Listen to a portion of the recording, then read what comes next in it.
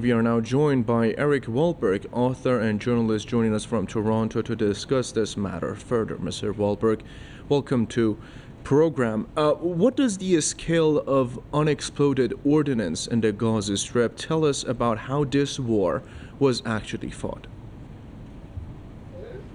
Well, it was fought. It wasn't really a war. It was just a mass bombing.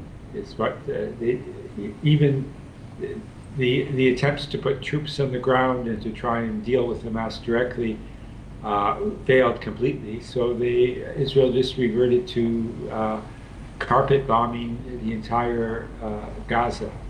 So that's what they've been doing, and this is all intended. It's going according to plan.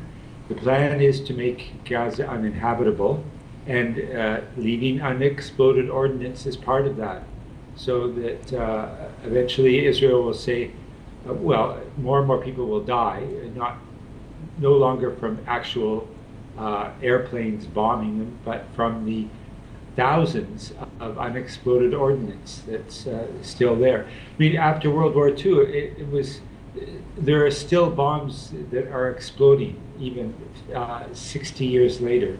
So this is all, Israel knew what it was doing. It was doing this with the intention of getting rid of all Palestinians. That's exactly what it's doing. I mean, and Trump has picked up on this. He's trying to ethnically cleanse the whole of the United States with his ICE and his brutal deporting.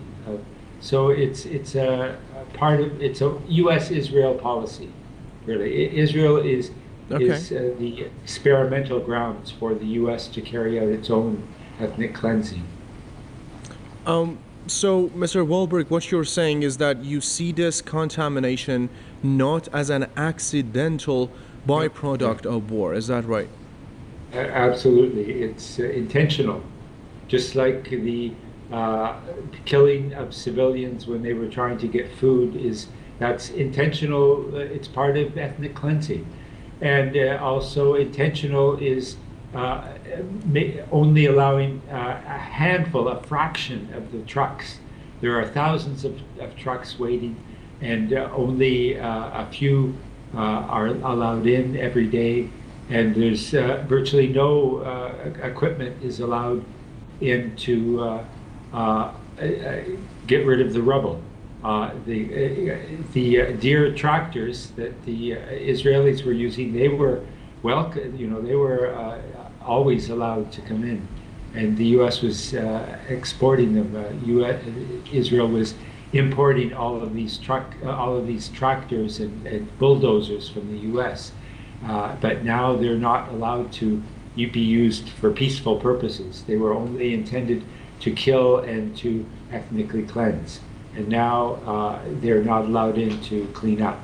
It's all Israel's strategy, and it gets away with it.